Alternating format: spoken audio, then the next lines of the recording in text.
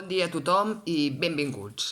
En moments com els que estem vivint, on hi ha canvis constants i, a més imprevistos, cal posar-hi una mica de focus. O bé per saber com actuar, o bé fins i tot per tenir una visió de futur i establir estratègies adients. En aquest sentit, la teoria del Meredith Belvin d'equips ens pot donar un bon cop de mà. La teoria del Belvin ens diu d'aprofitar els rols i les habilitats que tothom tenim per tant de guanyar el màxim temps. Aquí és important la figura del coordinador, que serà la persona que distribuirà les tasques justament per guanyar aquesta eficiència. Tothom té ganes d'aportar i de fer coses en situacions d'aquestes, però cal posar-hi una mica d'ordre. El cervell és la persona que determinarà i generarà noves idees amb la seva creativitat.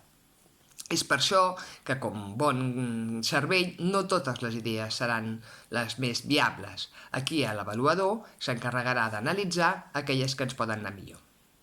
L'investigador de recursos serà la persona que ens obrirà portes, establirà nous contactes i noves oportunitats. L'especialista s'encarregarà amb el seu coneixement d'analitzar-les.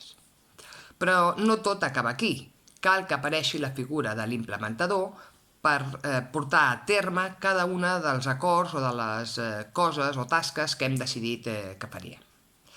Apareixeran conflictes, apareixerà tensió, i aquí és important la figura de l'impulsor i del cohesionador.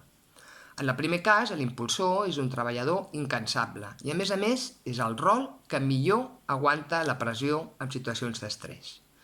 El cohesionador ens ajudarà, quan les forces ens defalleixin, a donar calma, tranquil·litat i una mica de seny a la situació.